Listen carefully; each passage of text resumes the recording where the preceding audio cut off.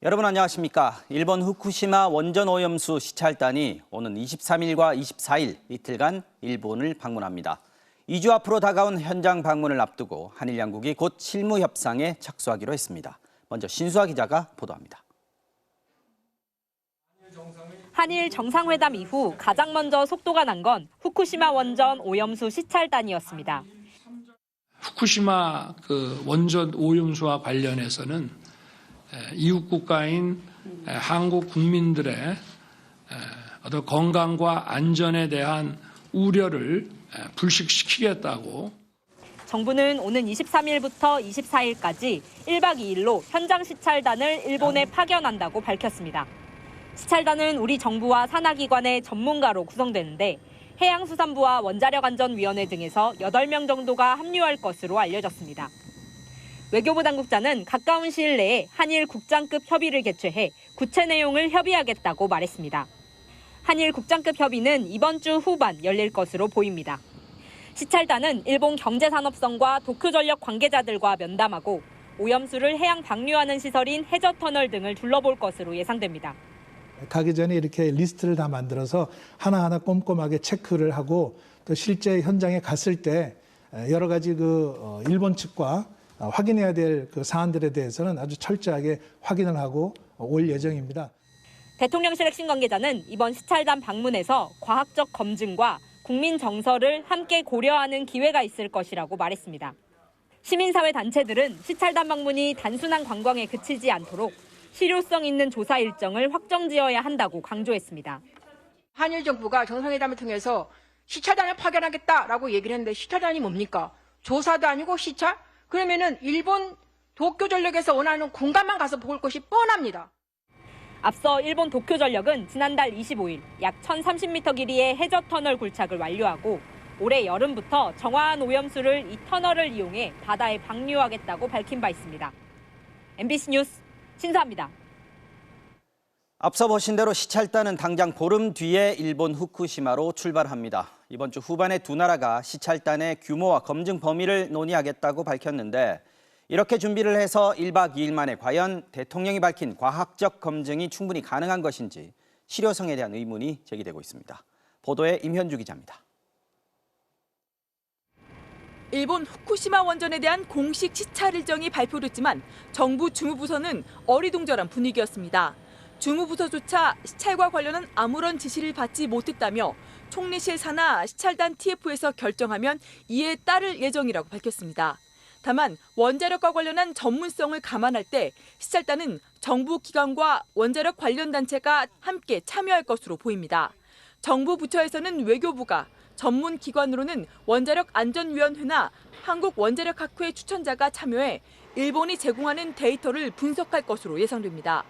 수입 수산물에 대해 상대적으로 엄격한 입장을 유지하고 있는 해양수산부는 시찰단 참여와 관련해 아직 전달받지 못했다고 밝혔습니다. 하지만 이틀간 이뤄지는 시찰이 과연 실효성이 있는지에 대해서도 의견이 엇갈렸습니다. 한 학회 전문가는 다음 달 초 국제원자력기구 IAEA의 최종 보고서가 나오기에 앞서 우리 측 시찰단이 현장을 확인하는 것 자체가 의미 있다고 평가했습니다. 반면 또 다른 학회 관계자는 도쿄전력과 일본 정부 측 설명만 듣다가 오는 사실상 견학에 불과하다는 의견을 냈습니다. 국제 여론을 달래하는 일본의 짐을 덜어주는 격이라는 겁니다. 특히 일본 데이터를 검증하고 방사성 물질이 생태계에 미치는 영향과 삼중 수소 내부 피폭 가능성 등을 확인하려면 최소 일주일 이상의 교차 검증 시간이 필요하다는 지적도 나왔습니다. 시찰단이 현장에 갔을 때 우려사항 두 가지가 제대로 해결될 것이라고 보기가 어렵기 때문에 의미 있는 조치라고 평가하기 어렵습니다. 이번 주 후반 시찰단이 구성되는 일정을 고려하면 검증을 위한 사전 준비 기간은 채 열흘도 남지 않아 과학적 검증이 가능하겠냐는 우려도 나옵니다. 이에 대해 박진 외교부 장관은 시찰과 검증에 표현상의 차이는 있을지 모르겠지만 준비를 잘해서 국민들이 가지고 있는 우려나 불안을 꼼꼼히 확인하겠다고 밝혔습니다. MBC 뉴스 임현주입니다. 우리보다 앞서 일본 후쿠시마에 시찰단을 파견한 나라가 있습니다. 바로 대만입니다. 대만의 시찰단은 후쿠시마 오염수 방류에 대해 보고서까지 냈지만 검증이란 기대에는 크게 못 미치는 결론을 냈습니다. 왜 그랬을까요? 도쿄 현영준 특파원이 보도합니다. 작년 3월 후쿠시마 제1원전을 시찰하고 돌아온 대만 시찰단이 작성한 보고서입니다. 일본 도쿄전력의 안내로 방사성 물질의 확산 시뮬레이션과 삼중수소 분석 및 검출 기술, 핵물질 분석 절차 등을 직접 시찰했다고 기술돼 있습니다. 그러나 대만 시찰단의 최종 결론은 방대한 시찰 내용에 비해 무기력했습니다. 일본 측의 해양 모니터링 자료를 공유하고 방류 안전 기준을 충족하는지 확인하며 검토 정보를 공개해달라는 건의 사항을 전달했을 뿐이고 대만 자체 시뮬레이션을 개발한다든지 다핵종 제거 시설이나 IAEA 심사에 지속적인 관심을 갖자는 궁색한 내용으로 마무리됐습니다. 대만 정부는 지난 2021년 이미 오염수 방류에 대한 반대 의견을 분명히 밝혔지만 시찰단의 활동으로는 일본 정부의 방침을 막거나 늦출 수 없었습니다. 당시 대만 정부는 지금 우리 정부처럼 일본 정부와 긴밀한 외교 관계를 유지해야만 했습니다. 중국에 대한 경제 의존도를 낮추려 CPTPP, 즉 환태평양 경제 동반자 협정에 가입하려 했던 대만은 일본의 동의가 필요했습니다. 그래서 시찰단 파견 한 달 전에 대만 정부는 일본산 수산물 수입을 재개한다고 전격 발표했습니다. 以新待旧，力求稳健，排除障碍，解开缆绳，跨出一步。 이런 상황에서 대만의 시찰단 파견은 사실상 요식 행위에 가까웠고 일본에겐 명분만 준 셈이 됐습니다. 한일 두 나라 정상이 새로운 시대를 열어가자며 의기투합한 상황입니다. 대만이 일본과의 외교를 위해 오염수 방류를 반대하지 못했던 전철을 우리 시찰단도 그대로 따라갈 수 있다는 우려가 적지 않습니다. 도쿄에서 MBC 뉴스 현영준입니다. 시민사회의 반발은 커지고 있습니다. 대만의 사례처럼 시찰단 파견이 실효성은 없고 오염수 방류에 명분만 쌓아주는 요식행위 아니냐는 건데요. 학계와 환경 관련 시민단체들은 물론 종교계까지 나서고 있습니다. 김정우 기자가 전해드립니다. 오늘 오전 서울 조계사 인근 도로. 달리는 버스 옆으로 스님들이 줄지어 절을 하며 걸어갑니다. 오염수 방류를 중단하라는 손팻말, 방사능 표식이 그려진 노란 드럼통도 보입니다.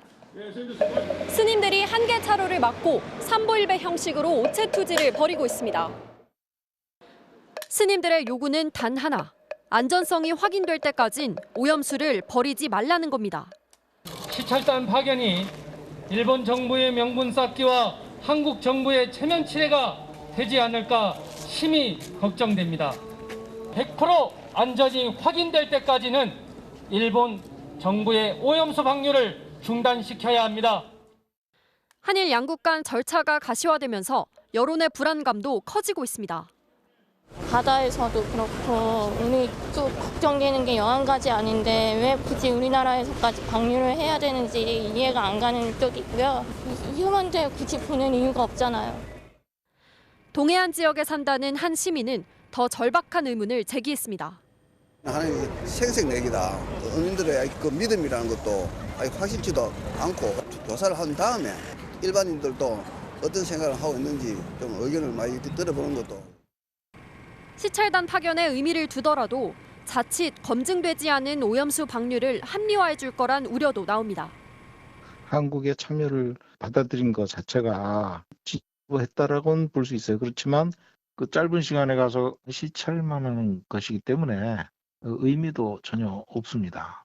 일본의 배출 논리에 말려 들어가는. 환경과 역사 관련 시민사회 단체들도 잇따라 성명을 내고 이번 시찰단 합의는 오염수 투기의 명분 쌓기에 불과하다고 지적했습니다. MBC 뉴스 김정우입니다. 기시다 일본 총리는 오늘 오전 한일 의원연맹과 경제단체를 차례로 만난 뒤 일본으로 돌아갔습니다. 대통령실은 이번 한일 정상회담에 대해 우리 측의 노력에 일본 측이 호응을 보인 것으로 평가했습니다. 대통령실 취재하는 조희영 기자와 좀 더 얘기 나눠보겠습니다. 자, 조 기자, 대통령실이 오늘 이번 회담에 대한 평가를 매우 긍정적으로 내놨습니다. 네, 그렇습니다. 대통령실은 이번 회담에 대해서 3가지 의미를 부여했습니다. 네. 한일 관계가 우선 정상화됐고 가치 중심의 외교가 성과를 보이고 있다. 또 한일 양국의 국민들의 마음이 좀 열렸다. 이렇게 평가했습니다. 들어보시죠. 기시다 총리가 윤 대통령의 한일 미래 협력 관계를 위한 노력에 호응함으로써 한일 관계, 한미일 관계는 앞으로 더욱 공고해질 수 있을 것으로 보입니다. 대통령실은 윤 대통령이 먼저 시작한 한일 관계 개선 노력이 한미일 지난 미국 방문에서 워싱턴 선언을 이끌어내는 지렛대가 됐고 이번 네. 한일 회담으로 한일 관계가 정상적으로 움직이기 시작했다고 평가했습니다. 자, 대통령실이 이와 함께 히로시마 한국인 원폭 피해자 위령비 이걸 한일 정상이 공동으로 참배하는 것 이것도 의미 있는 진전이다 이렇게 평가를 했는데 어떤 의미인가요?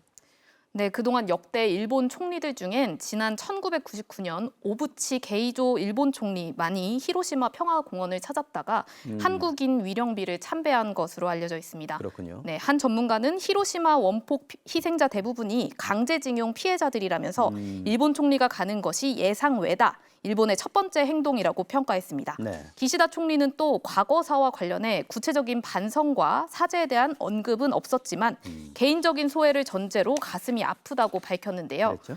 네, 윤 대통령 역시 제3자 변제안에 대해서 법적으로 유일한 해결책이라는 점을 강조했습니다. 이번 정상회담을 통해 양 정상이 과거사 문제를 일단 일단락 짓고 미래 협력에 집중하고 싶어 하는 것으로 보입니다.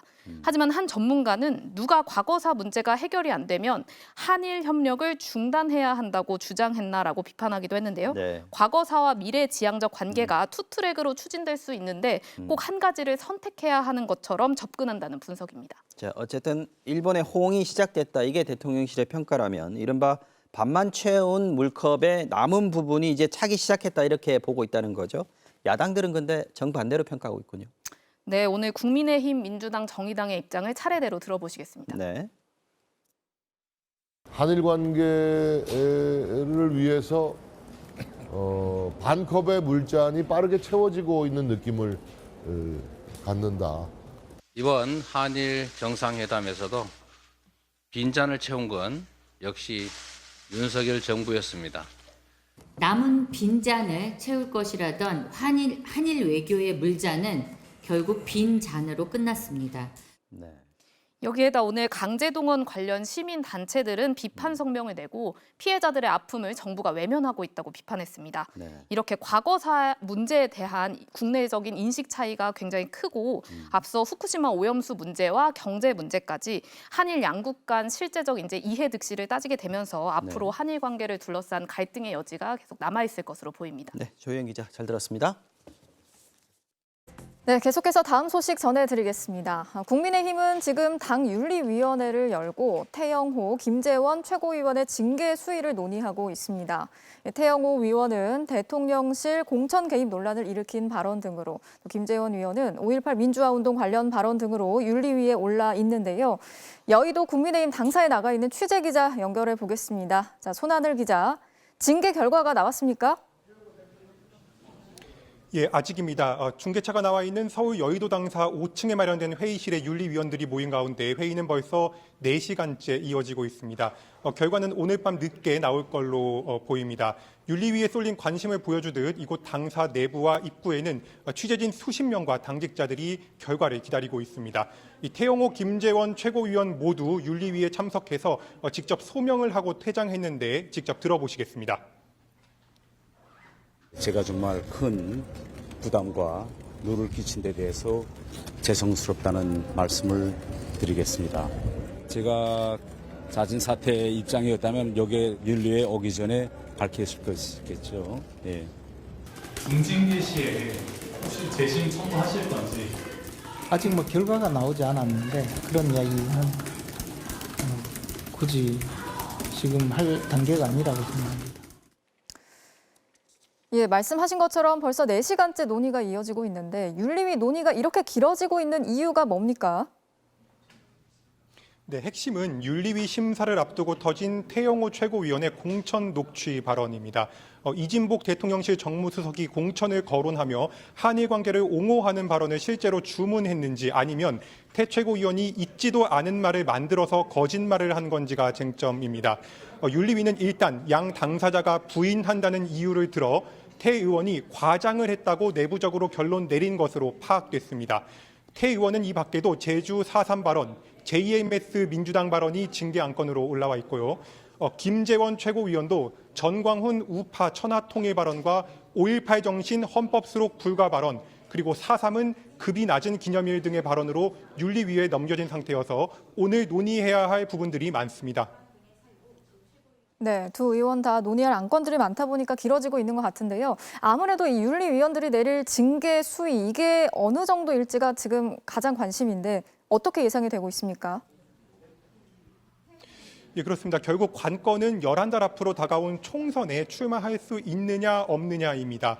한 수도권 의원은 솜방망이 징계가 나오면 내년 총선에도 악영향을 줄 거라며 위기감을 드러내기도 했습니다.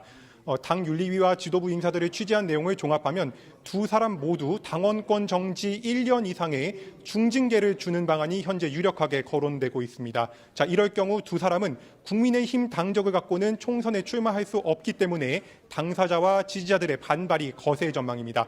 지금까지 국민의힘 당사에서 MBC 뉴스 손하늘입니다. 네, 이런 상황에서 태영호 최고위원이 대통령실 공천 개입 의혹을 촉발시킨 자신의 음성을 외부로 유출한 사람을 찾아달라면서 경찰에 수사를 의뢰했습니다.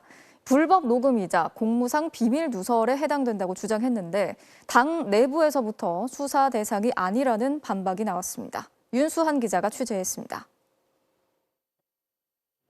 태영호 최고위원은 자신이 사무실에서 한 발언을 녹음하고 외부에 유출한 사람을 찾아달라며 서울경찰청에 수사를 의뢰했습니다.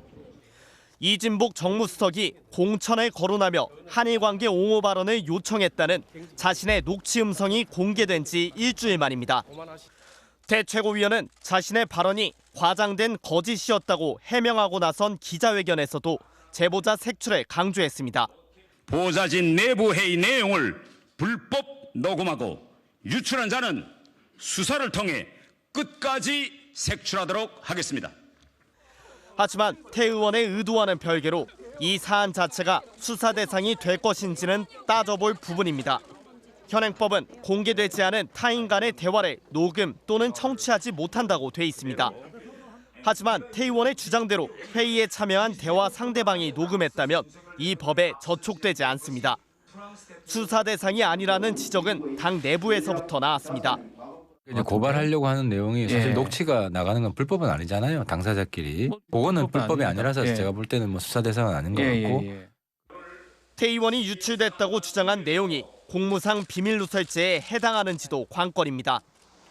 대법원은 보호할 가치가 있는 비밀이 누설돼 국가의 기능이 위협받을 경우에 공무상 비밀누설죄를 적용하고 있습니다. 수사 기밀이나 외교 정보 등이 주로 해당되는데 인정 요건이 까다롭다 보니 코로나19 확진자 정보를 유출한 공무원도 비밀 누설죄에 대해선 지난해 무죄가 확정됐습니다. 태영호 의원이 발언한 내용들, 그런 내용들이 소위 말하는 국가적으로 보호를 해야 하는 공무상 비밀에 해당되는 여부를 봐야 할 것 같은데 일단은 본인이 이야기한 취지에 따르더라도 내용이 아닌 사적인 대화, 경유하였다라고 이야기를 하고 있고요. 태 최고위원은 재발 방지를 위해 불가피한 조치라고 밝혔지만 야당에선 공천 개입 논란을 녹취 유출 논란으로 바꾸려는 비겁한 조치라고 비판했습니다. MBC 뉴스 윤수환입니다. 지난 주말 미국 텍사스주의 대형 쇼핑몰에서 벌어진 총기 난사 사건의 희생자 중에 한인 교포 가족이 포함돼 있는 것으로 확인됐습니다. 주말을 맞아서 쇼핑에 나섰던 30대 부부와 3살 아이가 희생됐고 또 다른 자녀인 5살 아이는 크게 다쳐서 지금 현재 치료를 받고 있습니다. 범인이 극단적인 인종주의자였던 정황이 드러나면서 혐오 범죄 가능성이 제기되고 있습니다. 김태훈 기자가 전해드리겠습니다.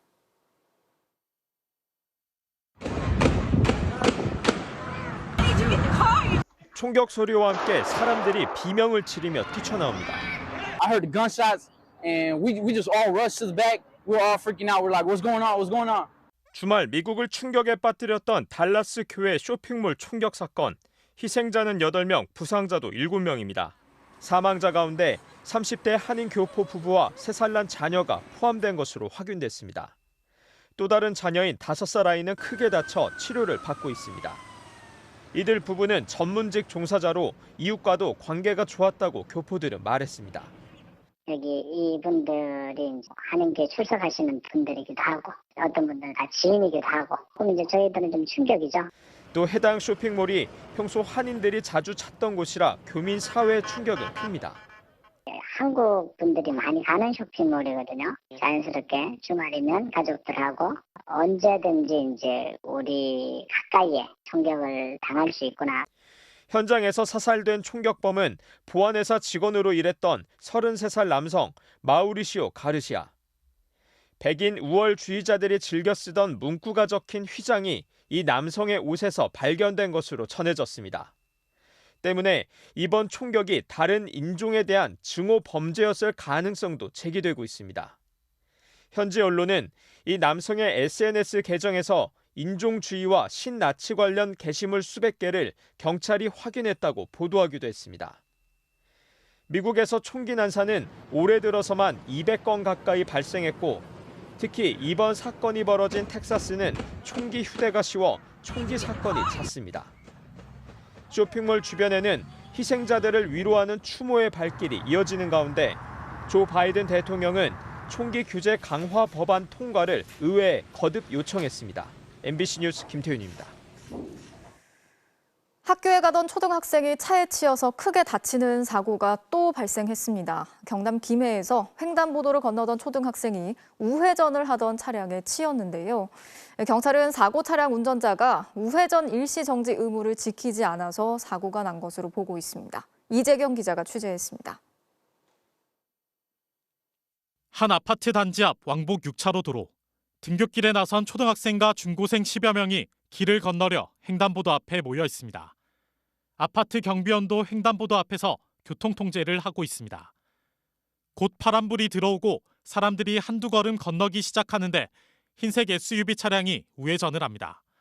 순간 이를 본 경비원이 급히 제지하러 뛰어갑니다. 하지만 횡단보도 끝쪽에서 길을 건너던 학생이 차에 부딪혀 쓰러집니다. 차량은 무언가를 밟고 지나가는 듯 차체가 들렸다 내려갑니다. 차량 서 있고 아기가 누워 있는데 피를 너무 많이 흘리고 있더라고요. 네, 애들도 울고 놀래가지고 얼굴이 하얗게 질려가지고 너무 놀랐어요. 사고 현장입니다. 차량 운전자는 우회전을 하기 전 차량 주행 신호가 빨간불일 때는 잠깐 멈췄다가 우회전을 해야 하는데요. 경찰은 차량 운전자가 이를 지키지 않고 그대로 우회전하다 사고가 난 것으로 보고 있습니다. 해당 학생은 의식은 있지만 얼굴과 가슴 등을 크게 다쳐 병원에서 치료받고 있는 것으로 전해졌습니다. 사고가 난 곳은 초등학생들의 등굣길이지만 학교와 500m쯤 떨어져 있어 어린이 보호구역은 아니었습니다. 그러다 보니 차량이 빨리 달리는 경우가 많았고 초등학생들이 6차로를 건너기에 너무 위험하다는 지적이 계속됐던 곳입니다. 신호 체계라든지 경찰이 직접 와서 조금 해달라고 한다든지 그런 이야기들 굉장히 많이 했었죠. 경찰은 30대 여성 차량 운전자를 입건해 정확한 사고 경위를 조사할 방침입니다. MBC 뉴스 이재경입니다.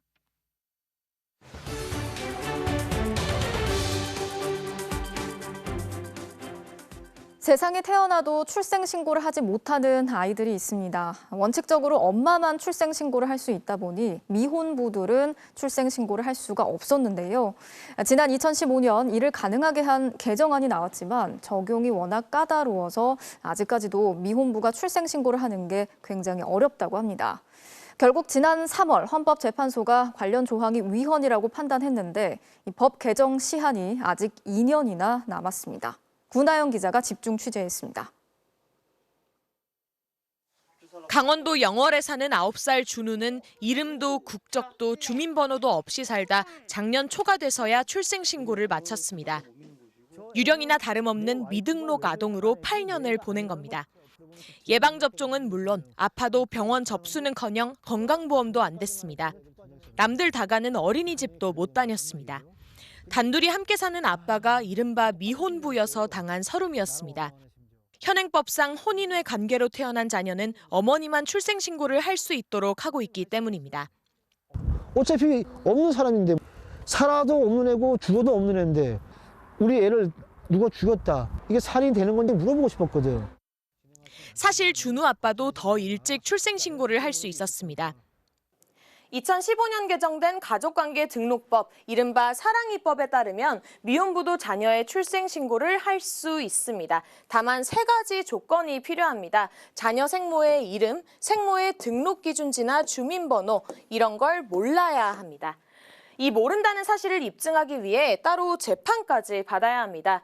게다가 하나만 몰라도 되는 건지 아니면 3개 다 몰라야 하는 건지 재판부마다 판단이 다릅니다.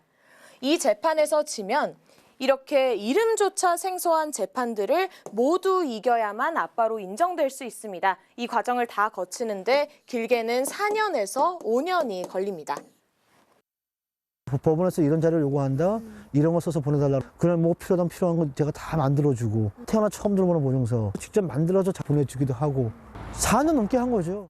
따질 거를 다 따지고 확인할 걸 확인하고 그러고 나서 아이한테 국적과 기본권을 주겠다라는 이 순서였어요. 일단 아이한테 국적과 기본권을 확보를 먼저 해주고 그 다음에 지난 3월 헌법재판소는 혼외자 출생신고를 어머니만 가능하도록 한 기존 법조항에 헌법 불합치 결정을 내렸습니다. 이 아이들을 지킬 그럴 그 책임을 다하고 싶다라고 말씀하시는 분들이에요. 미혼부들에게 그 출생신고할 권리를 부여하는 것은 너무나 당연한 그 국가의 결정. 하지만 법 개정 시한은 내후년 5월, 아직 2년이나 남았습니다. 그 전에라도 미혼부와 함께 지내는 아이들이 남들처럼 병원이나 학교에 갈 수 있도록 적극적 조치가 시급해 보입니다. MBC 뉴스 구나연입니다. 거액의 가상화폐 투자로 논란에 휩싸인 더불어민주당 김남국 의원, 오늘 입장문을 통해서 자신에게 제기된 의혹을 모두 부인했습니다. 주식 매각 자금으로 가상화폐에 투자했고 거래도 투명했다는 건데 그래도 여전히 풀리지 않는 의문들이 있습니다. 김건휘 기자가 전해드리겠습니다. 먼저 초기 투자 자금의 출처. 김남국 의원은 갖고 있던 LG 디스플레이 주식을 매각해서 9억 8천만 원을 마련했고 이 돈을 가상화폐 초기 투자금으로 썼다고 밝혔습니다. 최대 60억 원에 달했다고 전해진 가상자산 보유 규모에 대해선 작년 2월 중순 이후 가상화폐가 폭락하자 다른 가상화폐로 재투자했고 현재 보유한 가상화폐 가치는 9억 1천여만 원 수준이라고 밝혔습니다. 하지만 해명에도 남는 의문들이 있습니다. 지난해 김 의원의 재산신고 내역에선 9억 원대의 LG 디스플레이 주식을 매각하면서 예금이 1억 원대에서 11억 원대로 늘었습니다. 그리고 올해 재산신고 내역에선 전세 보증금 등에 쓰면서 예금이 6억 5천만 원 정도 줄었고 서울 여의도 오피스텔과 지역구인 경기도 안산시 아파트 전세 보증금이 8억 원 잡혀 있습니다. 가상화폐는 재산신고 대상이 아니기 때문에 주식 매각 대금 전액을 가상화폐에 투자했다면 재산신고 내역에서 이 돈이 사라졌어야 하는데 이 돈이 거의 그대로 남아 상당 부분은 전세 보증금으로 들어간 것처럼 나타나 있는 겁니다. 이에 대해 김 의원은 당내에는 가상화폐 투자에서 원금 9억 8천만 원은 회수했고 남은 가상화폐가 9억 1천만 원어치라고 소명한 것으로 전해졌습니다. 투자 과정에서 9억 원 이상을 현금화했다는 얘긴데 그 내역은 어디에도 드러나 있지 않습니다. 재산신고를 불성실하게 한 것 아니냐는 MBC의 질의에 김 의원은 가상화폐는 재산신고 대상에서 제외된다는 원론적인 입장만 반복했습니다. 김 의원은 자신이 재작년 발의에 참여한 가상자산 과세 시점 유예 법안에는 투표를 안 했습니다. 하지만 가상자산 과세 시기를 2년간 유예하는 법안에는 찬성표를 던진 것으로 확인됐습니다.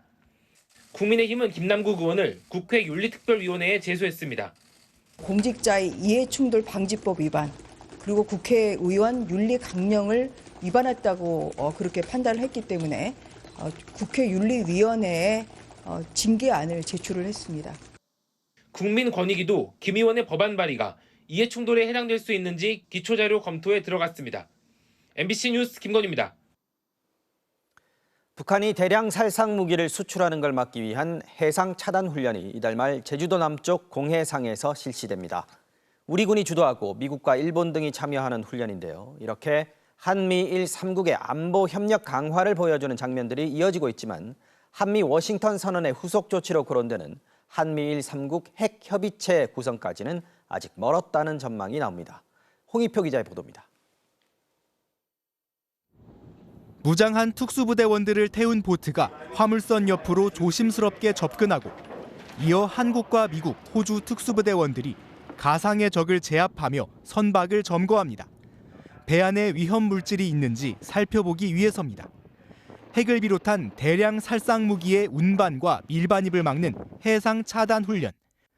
이 훈련을 한미일 3국이 이달 말 제주도 남쪽 공해상에서 실시합니다. 한미일 외에도 다수 국가와 연합으로 해양 차단 훈련을 현재 계획을 하고 있습니다.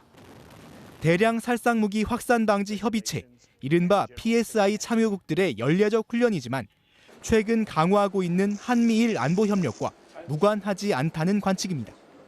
한미일 3국은 북한의 미사일 경보 정보를 공유하기로 합의한 데 이어 지난달에는 3국의 잠수함 사령관들이 사상 처음으로 미군 핵잠수함에 탑승한 사진을 공개하기도 했습니다. 더 나아가 이번 달 G7 회의에 맞춰 북한의 핵 위협에 대응하는 3국 협의체가 검토될 가능성도 제기되고 있습니다.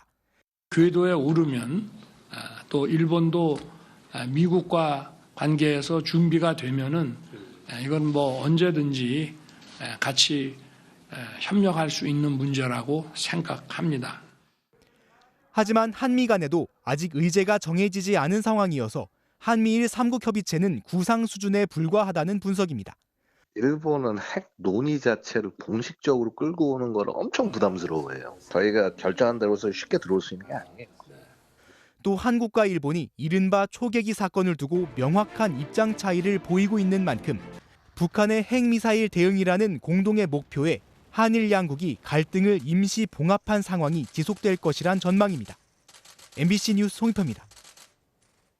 한국과 일본의 화해는 미국의 강요에 의한 것이다. 관영 매체에 이런 보도가 나올 만큼 중국은 한미일 군사 공조가 강화되는 걸 매우 경계하는 모습입니다. 윤석열 대통령의 외교를 부정적으로 평가한 중국 관영 매체의 보도를 두고도 한중 간 공방이 벌어졌습니다. 베이징에서 이혜인 특파원이 전해드립니다. 중국은 이번 정상회담을 통해 한일 안보 협력이 강화되는 것을 경계하는 모습입니다. 당장 윤석열 대통령이 한일 정상회담 공동기자회견에서 언급한 일본의 워싱턴 선언 참여 가능성에 반대 입장을 분명히 했습니다. 북한 핵 억지를 위한 것이라지만 결국 중국을 겨냥하게 될 거라고 보는 겁니다. 其他方可能参与华盛顿宣言开展合作的动向，只会加剧地区紧张局势，破坏核不扩散体系，损害他国战略利益。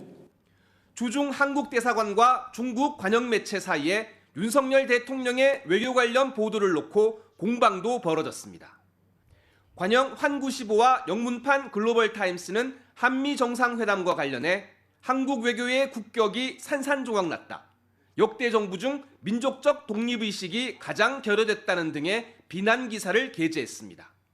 이에 주중 한국 대사관은 지난 4일 선정적이고 부적절한 어휘로 우리 정상과 우리 정부의 외교 정책을 근거도 없이 일방적으로 폄훼했다며 재발 방지를 촉구하는 내용의 항의 서한을 보냈습니다.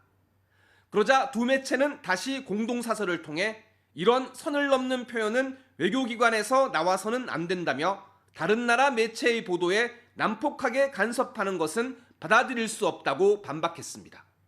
중국 정부도 거들었습니다. 有关媒体的观点不代表中国政府立场，但反映了当前中国国内的民意。 주중 한국 대사관 관계자는 무리한 비난에 재발 방지를 촉구했는데 수용하지 않은 것은 유감이라며 대응 방안을 논의할 계획이라고 말했습니다. 한중 간 강대강 대치가 계속될 것으로 보입니다. 베이징에서 MBC 뉴스 이혜인입니다.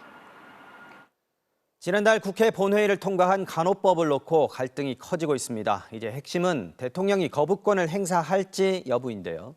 의사협회가 총파업을 예고한 데 맞서 간호협회는 무기한 단식 투쟁을 선언했습니다. 박소희 기자가 보도합니다. 간호법 제정 약속 이행하라! 이행하라!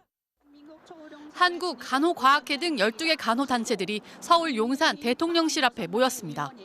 대통령이 공약하고 적법한 절차도 거쳤다며 간호법을 조속히 공포하라고 촉구했습니다.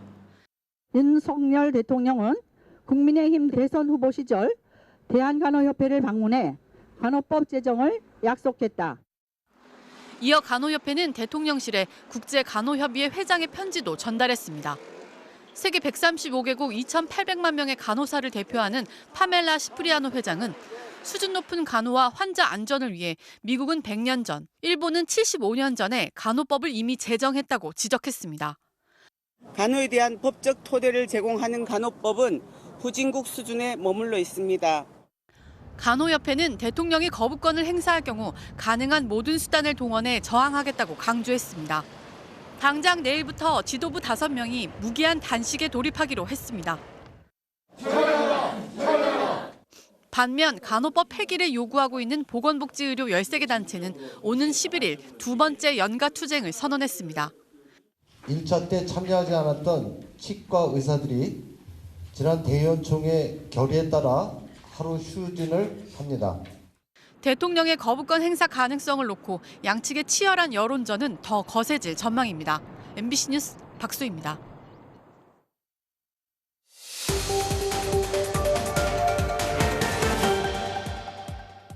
간호법뿐만 아니라 의사들이 민감하게 반응하는 이슈가 하나 더 있습니다. 범죄를 저지른 의사들의 면허 제한을 강화하는 내용의 의료법 개정안입니다. 의사들은 이에 대해 의사의 면허를 박탈하는 과잉 입법이라고 주장하고 있는데요. 맞는 얘기인지 팩트체크 알고 보니에서 따져봤습니다. 현재 의사들은 살인, 강도 혹은 성범죄를 저질러도 면허가 취소되지 않습니다. 면허 제한 사유가 진료비 부당 청구나 마약류 관리법 위반 등의 일부 특정 범죄로 제한돼 있기 때문입니다. 그러다 보니 성폭행을 저지른 의사도 처벌을 받은 이후엔 버젓이 의료 현장으로 돌아가 다시 진료를 볼 수 있는데요. 지난달 국회를 통과한 의료법 개정안은 의사의 면허 제한 사유를 모든 범죄에 대한 금고 이상의 형으로 확대했습니다. 그러니까 교도소에 수감될 정도의 처벌을 받으면 의사 면허가 제한된다는 겁니다. 이에 대해 의사들은 중범죄나 성범죄, 의료 관련 범죄면 몰라도 모든 범죄로 확대하는 건 형평성에 맞지 않다며 반발하고 있습니다. 면허박탈법 자체가 면허제도 형평성이나 국민 법 감정을 고려해서 만들어진 게 아니라 오로지 법을 무기로 의료인을 압박하기 위한 목적에서 만들어진 것이. 그럼 다른 전문직은 어떤지 보겠습니다. 대표적인 전문직인 변호사와 공인회계사의 결격 사유 조항인데요. 이미 모두 금고 이상의 형으로 돼 있습니다. 이번에 통과한 의료법과 차이가 없는 겁니다. 형평성에 어긋난다거나 의료인만 압박한다는 건 사실과 다른 얘기인 겁니다. 또 의사들은 이 법안을 의사면허 박탈법이라고 부르고 있는데요. 면허가 취소되면 재시험을 봐야 하는 운전면허와 달리 취소 기간이 정해져 있고 끝나면 재교부를 해줍니다. 면허 정지 개념에 더 가까운 겁니다. 더구나 의료 행위 중에 생긴 문제로 처벌받는 경우는 면허의 제한 사유에서 제외돼 있습니다. 전공의들은 이 법안이 의사들의 집단 행동을 막기 위한 것이라는 주장도 펼치고 있습니다. 면허 제한 사유가 모든 범죄로 확대되면 의사들이 이를 우려해 집단 행동을 주저하게 될 수 있다는 겁니다. 의사 면허 취소법이 그대로 시행된다면 저희는 파업 시 업무 개시 명령의 불이행에 따른 의사 면허 취소를 각오하고 해야 합니다. 의사 면허 취소법은 사실상 의사 파업 방지법입니다. 하지만 현행 의료법도 의사의 집단 행동을 제한하고 있습니다. 의사가 진료 중단에 대한 정부의 업무 개시 명령을 거부하면 3년 이하의 징역이나 3천만 원 이하 벌금으로 처벌을 받을 수 있는 겁니다. 물론 의사가 집단 행동으로 처벌을 받은 사례는 거의 없었습니다. 지난 2020년 의대 증원에 반대해 진료를 거부하고 업무 개시 명령을 어겼다가 고발된 전공의 6명도 정부가 고발을 모두 취하하면서 불기소로 마무리됐습니다. 알고 보니 이준범입니다. 변호사를 쉽게 찾을 수 있게 해준다는 법률 플랫폼을 창업한 한 현직 변호사가 정부의 청년 고용지원금을 1억 원 넘게 가로챘다가 재판에 넘겨졌습니다.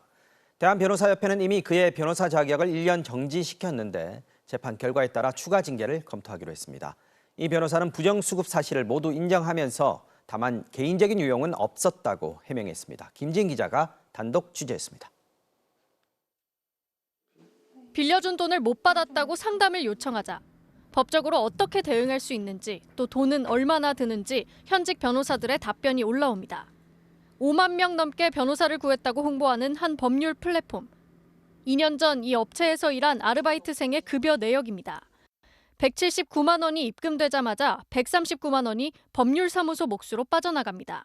실제 아르바이트생 몫은 40만 원입니다.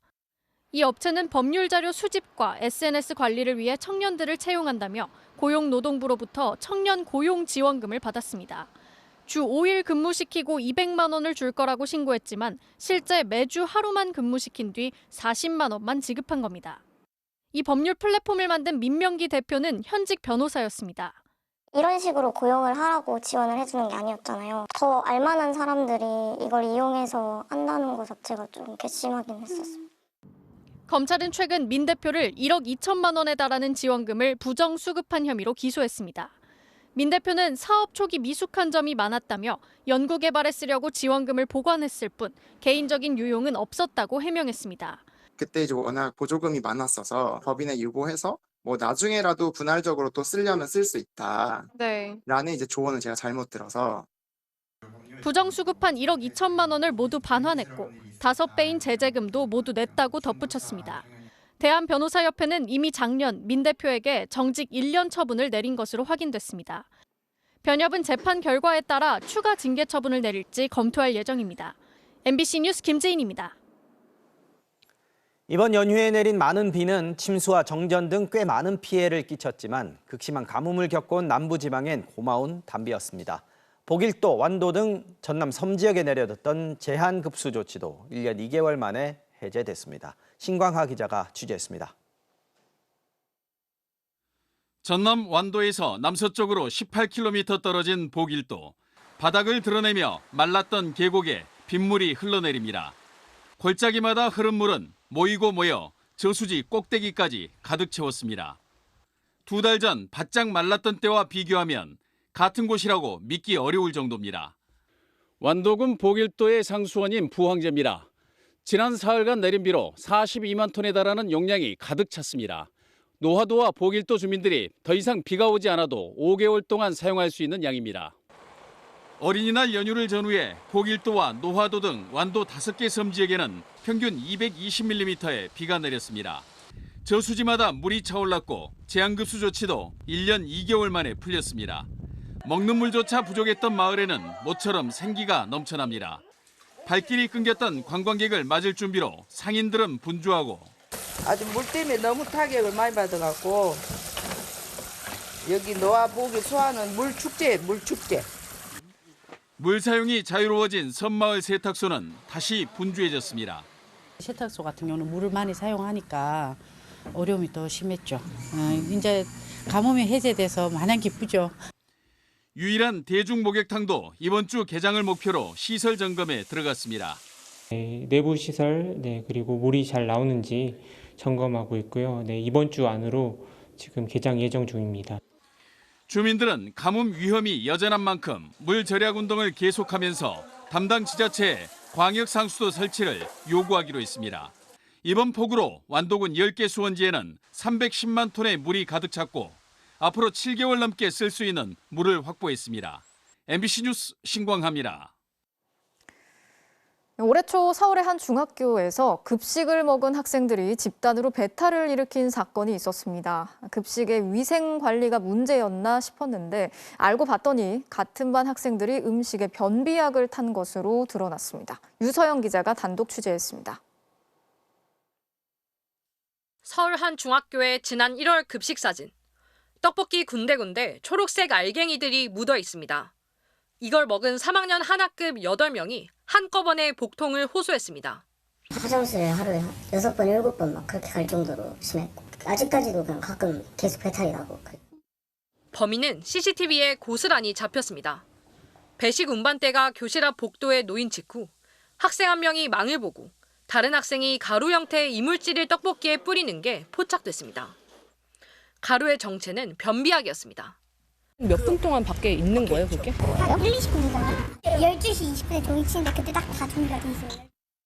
이들은 미리 SNS에 졸업식 날 설사 이벤트를 하겠다고 예고까지 했습니다.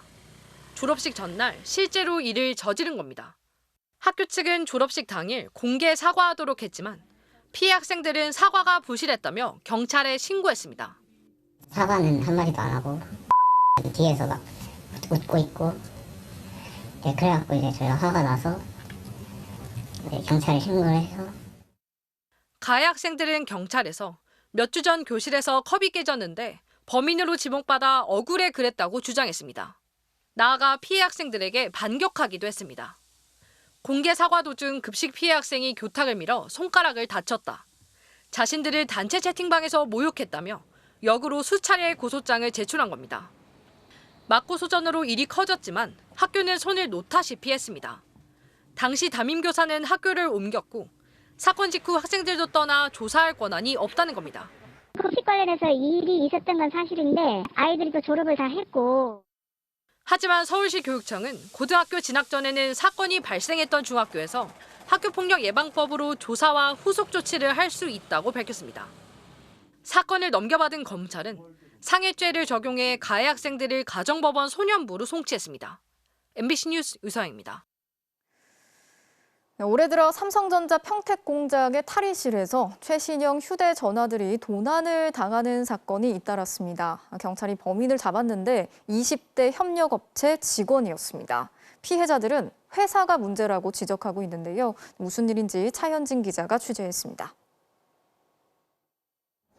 경기도 평택의 삼성전자 반도체 공장. 탈의실에서 옷을 갈아입은 직원들이 보안 검색대를 통과해 걸어 나옵니다. 이곳에서 석 달 전부터 값비싼 휴대전화들이 없어졌다는 112 신고가 잇따랐습니다. 퇴근할 때 작업복에서 제 사복으로 갈아입으면서 나오는데 주머니에서 휴대폰을 꺼내려니까 휴대폰 케이스만. 수사에 착수한 경찰은 어제 20대 용의자를 인천 지인의 집에서 붙잡았습니다.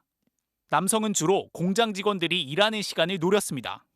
방진복으로 갈아입기 위해 벗어둔 동료들의 탈의실 사복을 뒤져 범행한 겁니다. CCTV가 없는 공간이란 점도 악용됐습니다. 삼성전자 협력업체 직원이었던 20대 남성은 자신의 안전모에 훔친 휴대전화를 몰래 숨겨 보안 검색대를 피한 것으로 전해졌습니다. 당시만 해도 보안 검색대에선 직원들의 휴대폰만 살펴봤다고 합니다. 공장 내 촬영 방지 등을 위해 설치해야 하는 어플리케이션이 깔려 있는지만 확인한 겁니다. 따라서 용의자가 안전모에 숨겨나온 휴대폰들은 눈치조차 챌 수 없었습니다. 보안상 이유로 일과 중엔 휴대전화도 못 쓰게 하면서 탈의실엔 사물함조차 두지 않은 회사가 문제라고 피해자들은 지적합니다. 협력업체 직원 시설이 더 열악했다는 불만도 나옵니다. 한 거에다 옷걸이를 이용해서 말 그대로 진짜 옷만 걸어두는 방식이고요. 정말 수천 벌의 옷이 있고 그리고 수십 개, 수천 개의 물품들이 이제 핸드폰들이 다 주머니 안에 있는 그런 형태입니다. 삼성 측은 탈의실 도난 사고가 잇따른 뒤 일부 개인 사물함을 설치했지만 협력업체 직원들이 많아 수용에 한계가 있었다고 밝혔습니다.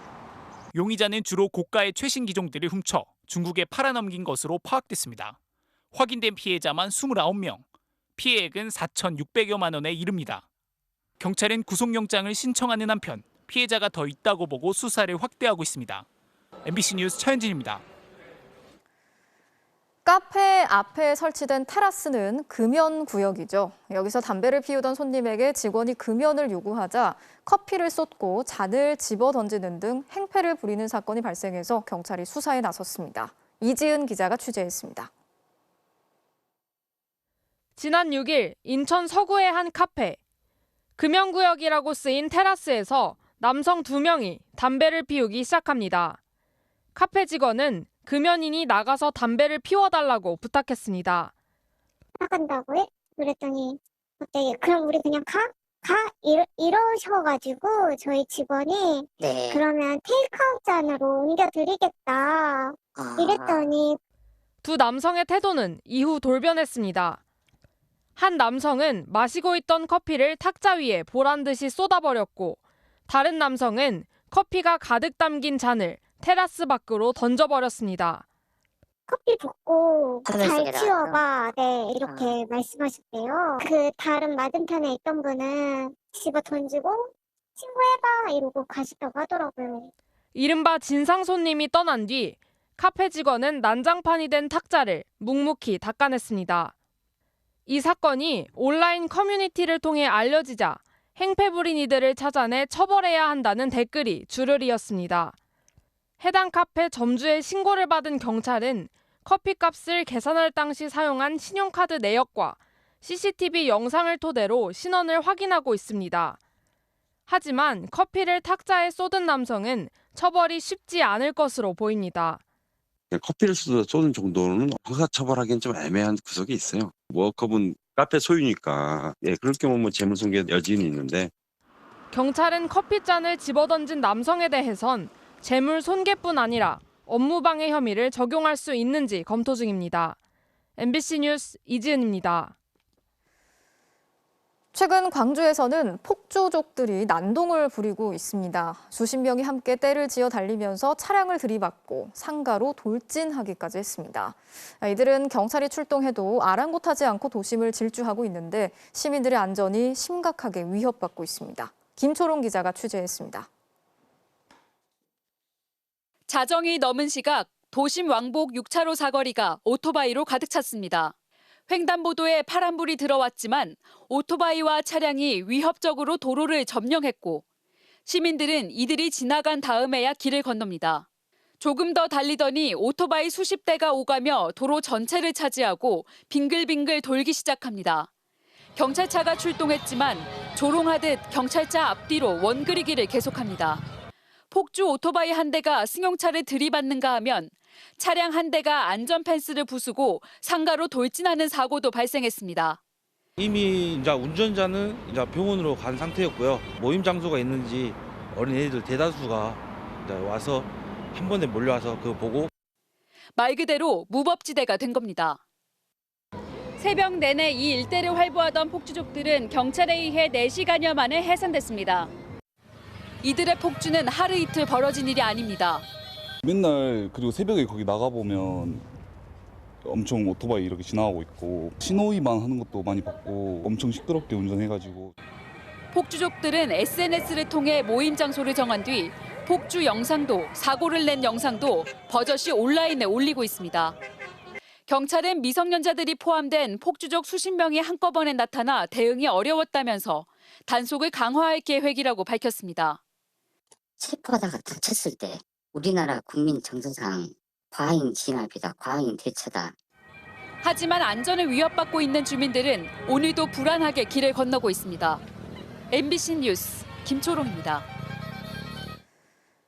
지난 주말 러시아의 한 놀이공원에서 아이들이 타고 있던 놀이기구가 무너져 내리는 사고가 발생했습니다. 주변 사람들이 긴급하게 구조에 나섰지만 어린이 12명을 포함해서 모두 20명이 다쳤습니다. 이지선 기자가 전해드리겠습니다. 러시아의 한 놀이공원. 음악 소리와 함께 기구가 움직이기 시작합니다.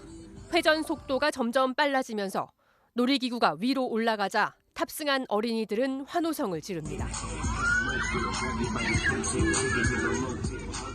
그런데 갑자기 굉음과 함께 놀이기구가 무너져 내립니다. 현장은 순식간에 아수라장으로 변했고 사람들이 뛰어가 힘을 합쳐 철판을 들어 올리고 또 다른 사람들은 추락한 부상자들을 구축해 나옵니다. 지난 6일 러시아 서남부 도시 오렌부르크의 한 놀이공원에서 벌어진 사고입니다. 현지 언론은 놀이기구 붕괴로 어린이 12명 등 모두 20명이 다쳤다고 보도했습니다. 이 가운데 10살 어린이를 포함해 3명은 상태가 위중한 것으로 전해졌습니다. 붕괴 사고는 회전축 역할을 하던 기둥이 무너지면서 발생한 것으로 당국은 보고 있습니다. 현지 경찰은 해당 놀이기구가 최근에 설치된 것으로 파악하고 자세한 사고 경위를 조사하고 있습니다. MBC 뉴스 이지선입니다. 한국의 배우와 영화를 세계에 알렸던 고 강수연 씨가 세상을 떠난 지 1년이 됐습니다. 많은 배우와 감독들이 그를 기리기 위해서 특별한 추모를 준비했는데요. 그의 영화를 다시 상영하고 또 마음속에 새긴 기억을 편지로 모았습니다. 임소정 기자가 전해드리겠습니다. 8차선 도로 한복판에서 과감히 웨딩드레스를 뜯어내는 여자. 난 일과 사랑 둘 다 완벽하게 해낼 거예요. 동그란 눈에 또렷한 인매, 매끈하게 똑 떨어지는 서울 말투. 그와 함께했던 배우들 모두 그 당당함을 생생히 기억합니다. 우리 수연 씨가 어디서든지 지금 보고 있다고 그렇게 생각을 하고 있습니다. 강수연에 대해 말하는 순간 한국 영화의 한복판에 들어섰다는 느낌을 불러일으킨다.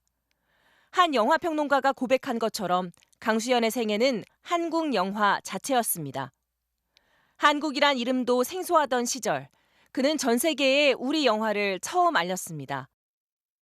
배우는 매 순간 발가벗고 새롭게 임하는 직업이란 그의 말처럼 파격적인 연기 변신을 쉬지 않은 월드스타는 감독들에겐 행운이었습니다.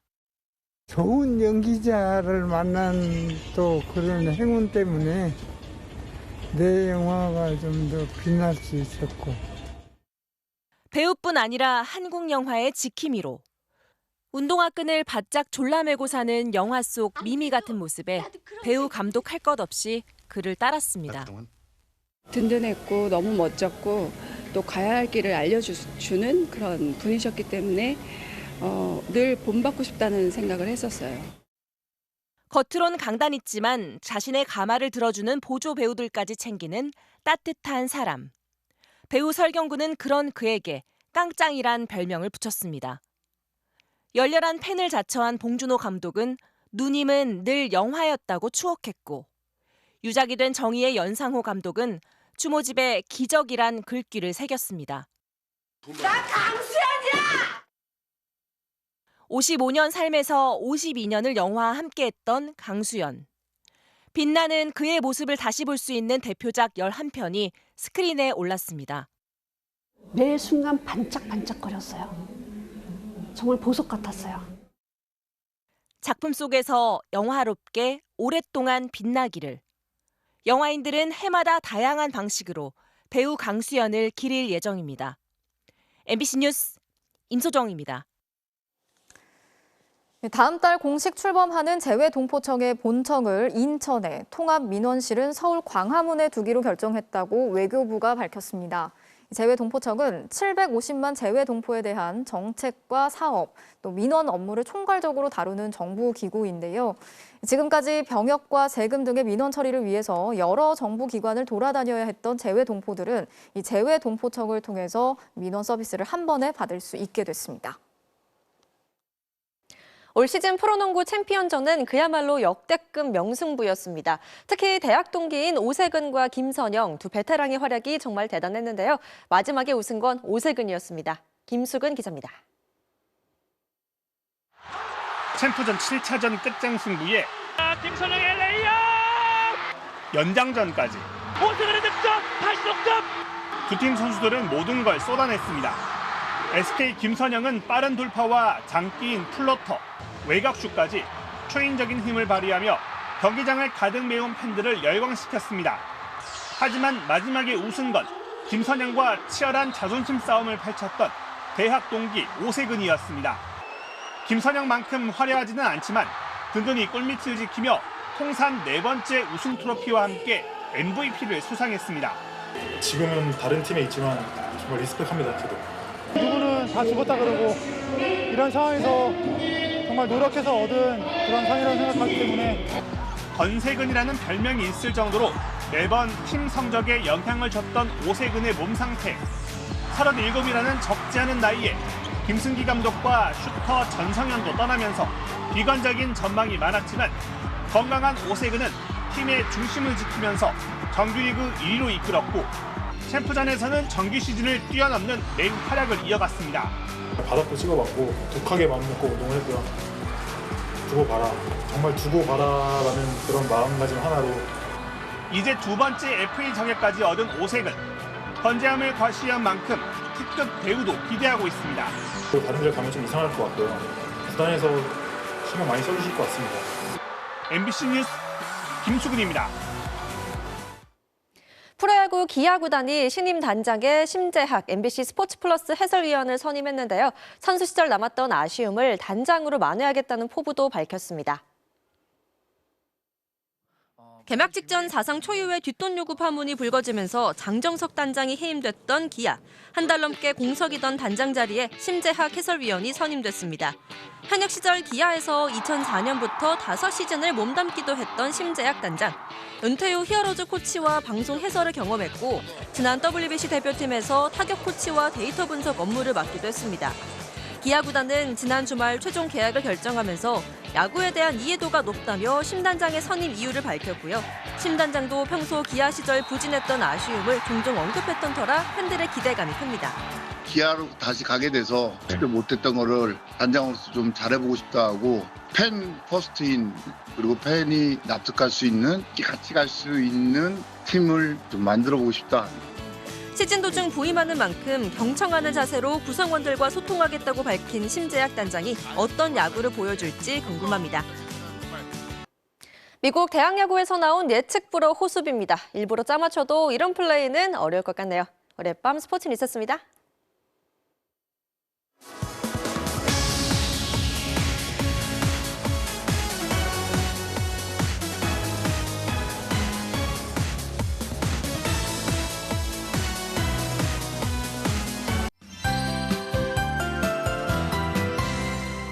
이번 주는 맑은 날씨를 만끽하기에 좋겠습니다. 오늘부터 우리나라는 중국 북동 지방에서 확장해온 고기압이 자리하면서 구름이 거의 없는 날씨를 보이고 있습니다. 단 하늘이 맑다 보니 밤 사이에는 복사 안개가 만들어지겠습니다. 내일 새벽부터 아침 사이에는 강원 내륙과 충북 그리고 경북과 전라도에서 가시거리 200m 미만의 짙은 안개가 끼겠습니다. 또 아침 저녁으로는 서늘해도 낮에는 따뜻하겠는데요. 특히 내일은 서풍이 불어들면서 동쪽 지방의 기온이 큰 폭으로 오르겠습니다. 강릉의 낮 최고 기온이 28도, 대구 27도 등으로 오늘보다 6도가량 높아지겠고요. 서울은 오늘과 비슷하겠습니다. 내일은 전국의 하늘이 종일 맑겠고 동해안 지방은 내일까지 너울성 파도가 강하게 밀려오겠습니다. 아침 최저 기온을 보시면 서울이 11도, 안동 7도, 대전 9도, 광주 10도 등으로 오늘보다 2도에서 5도가량 높겠고요. 낮 최고 기온도 서울이 23도, 강릉 28도, 대전과 광주 25도 안팎까지 올라서 일교차가 매우 크게 벌어지겠습니다. 수요일인 모레는 서울의 낮 기온도 26도까지 오르겠고요. 이번 주는 구름만 지나는 날들이 이어지겠습니다. 날씨였습니다. 월요일 뉴스데스크 마치겠습니다. 함께해 주신 여러분 고맙습니다.